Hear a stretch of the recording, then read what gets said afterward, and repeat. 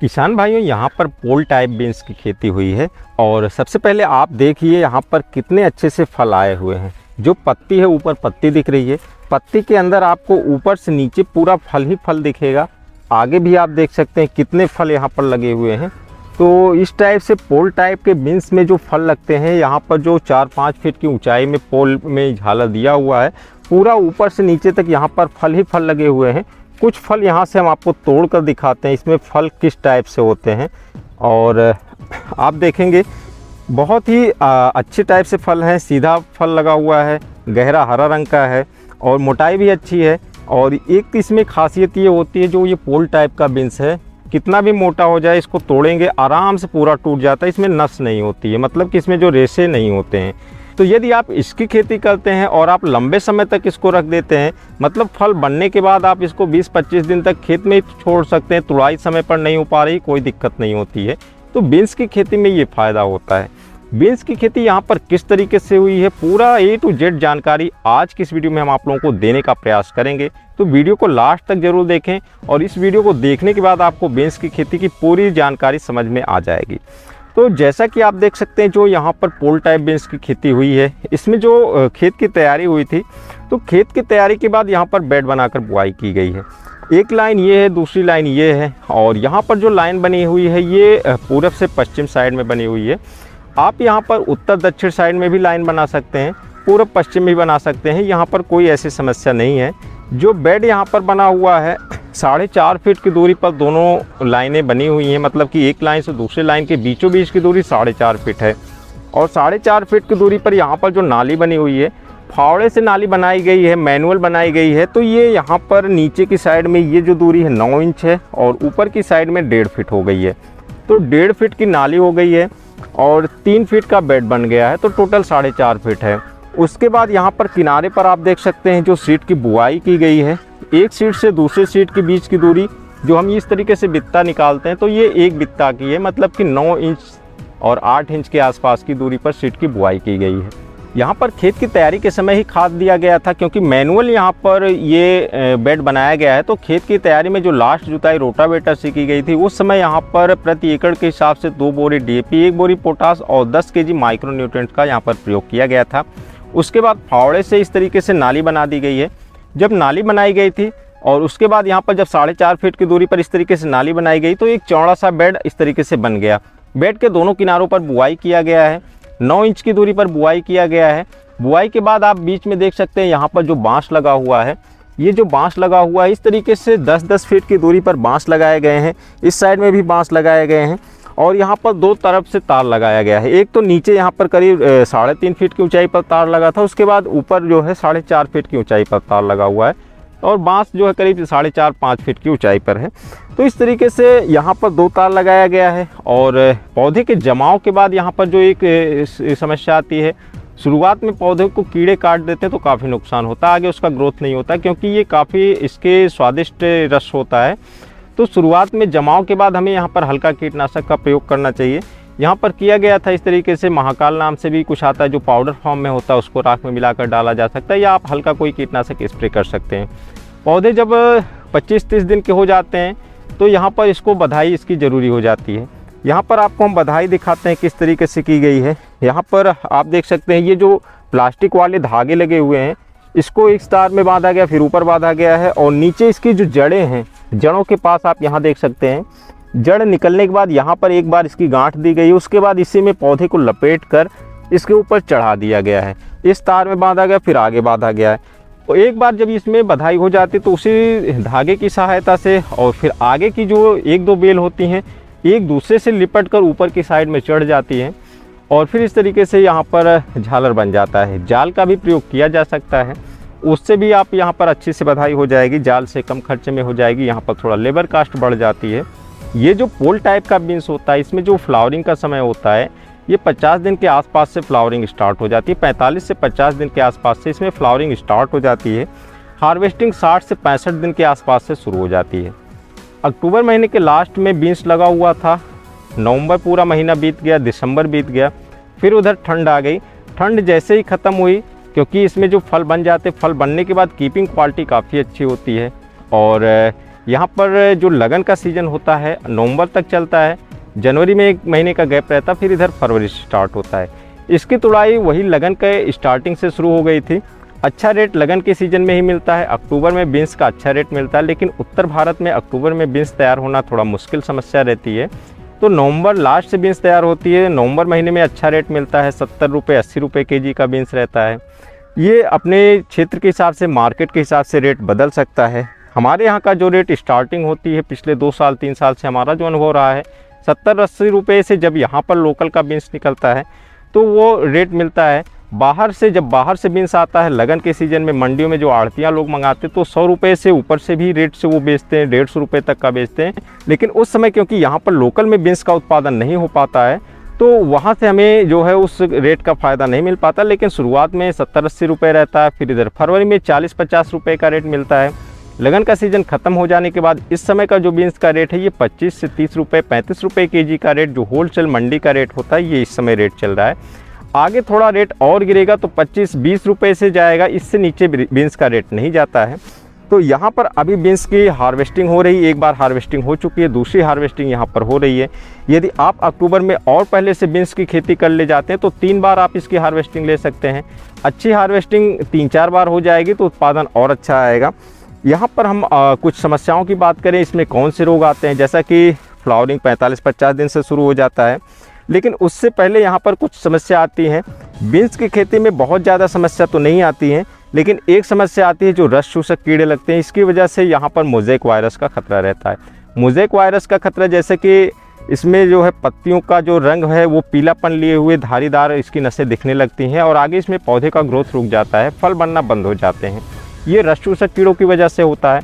तो आप अच्छे रस चूसक कीड़ों की दवा आप इमिडाक्लोरोपिड, थाइमेथाक्सजाम या पेगासस और महंगी दवाओं का भी प्रयोग जब ज़्यादा अटैक हो आप उस समय करके इससे बचाव कर सकते हैं। रस चूसक कीड़ों के अलावा दूसरी इसमें जो समस्या आती है जिससे हमें ज़्यादा नुकसान होता है वो झुलसा की होती है, या मतलब कह सकते हैं ब्लाइट की होती है।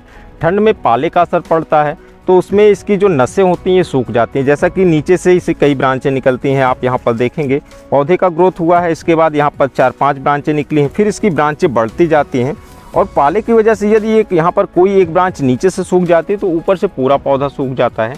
तो इसमें पाले से बचाव के लिए आप सल्फर और अन्य पाले से बचाव की दवाओं का स्प्रे कर सकते हैं। और दूसरा यहाँ पर जो रोग आता है वो झुलसे का आता है। जैसा कि आप यहाँ पर देख सकते हैं ये जो पत्तियाँ हैं, झुलसा 2 टाइप का है, एक तो अगेती झुलसा होता है, एक पछेती झुलसा होता है।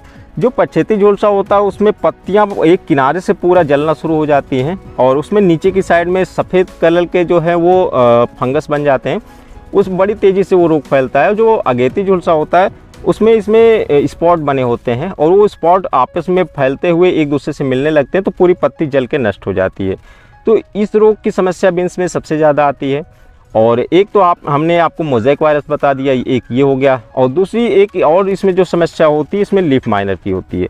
लीफ माइनर जब लगता है तो इसमें जो पत्तियां होती हैं इसके बीच में आप देख सकते हैं यहाँ पर इसमें कीड़ा रेंगता रहता है। और अभी आपको हम नज़दीक से दिखाएं तो जो एक लीफ माइनर होता है और दूसरा उसी के तरीके से, और आप यहाँ पर देख सकते हैं एक पीला सा यहाँ पर छोटा सा ये कीड़ा है, ये पत्ती के ऊपर रेंगते हुए इसके ऊपर की परत को खाता चला जाता है। और इस तरीके से जब ये ऊपर खाता चला जाएगा, जैसे यहाँ पर भी देख सकते हैं इस पत्ती में भी इस तरीके से है, इस वाले में भी इस तरीके से है, ये जब खाता चला जाएगा तो पत्तियाँ सूखती चली जाएंगी। और जब पेड़ों में पत्तियाँ नहीं रहेंगी, पत्तियाँ सूख जाएंगी तो उत्पादन काफ़ी कम हो जाता है। तो यही कुछ इसमें समस्या होती हैं। इसके लिए आप यहाँ पर जो सिस्टेमिक अच्छी दवाओं का स्प्रे कर सकते हैं, कोराजन का स्प्रे कर सकते हैं, ट्रेसर का स्प्रे कर सकते हैं, या फिर आप लेमडासाइलोथ्रिन का प्रयोग कर सकते हैं, बीटा साइफ्लोथ्रिन का प्रयोग कर सकते हैं। जैसा कि बायर का सोलोमन आता है उसमें इमिडाक्लोरोपिड और बीटा साइफ्लोथ्रिन ये दोनों होते हैं। तो इसमें आपका रस चूसक कीड़ों से बचाव होगा और इस तरीके से जो लीफ माइनर है और ये ऊपर जो रेंग कर कीड़ा खाता है इससे बचाव हो जाएगा।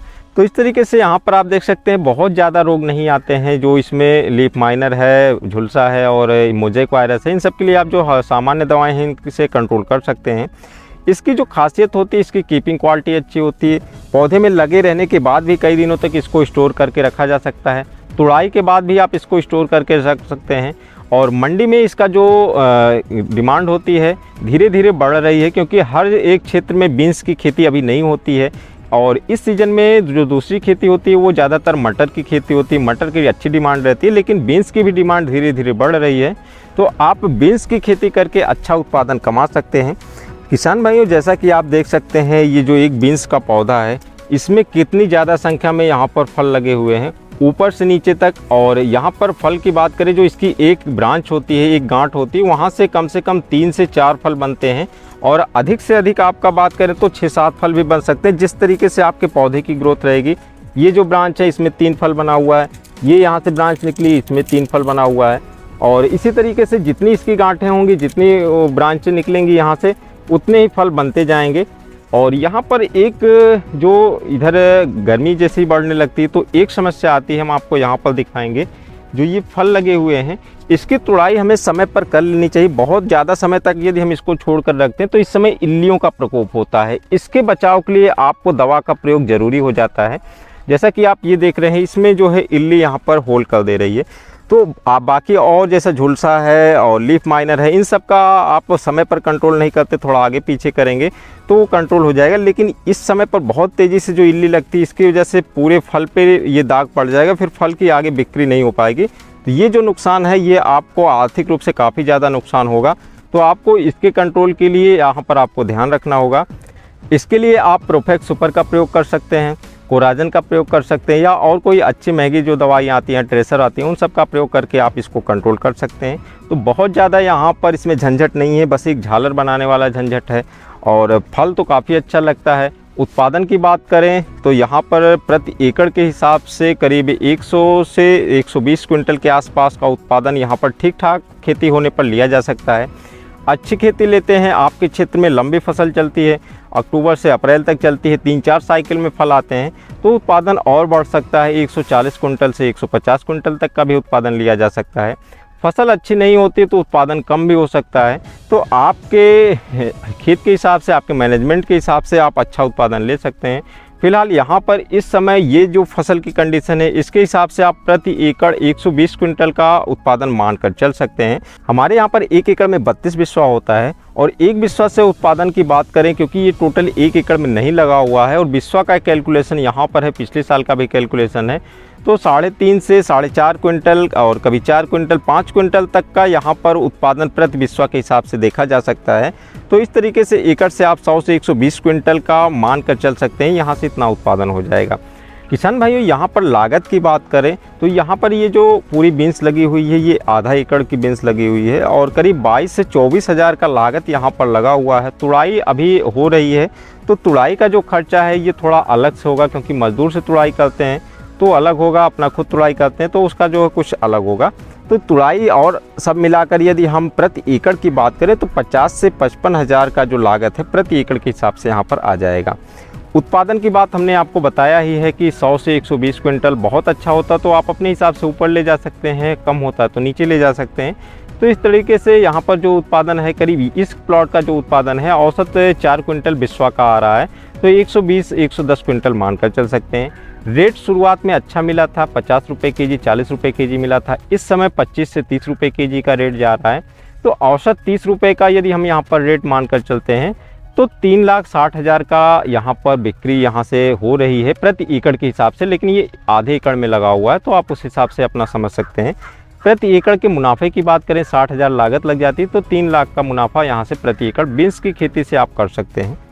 यहाँ पर सीड की बात हम करें, सीड कितनी मात्रा में लगती है तो वो आपके ऊपर है। आप लाइन से लाइन की दूरी क्या लेते हैं, सीड के बीच की दूरी क्या लेते हैं। आप थोड़ा ज़्यादा लेंगे दूरी तो कम सीड लगेगा, लेकिन प्रति एकड़ 3 से 4.5 केजी के आसपास का सीड आपका लग जाएगा।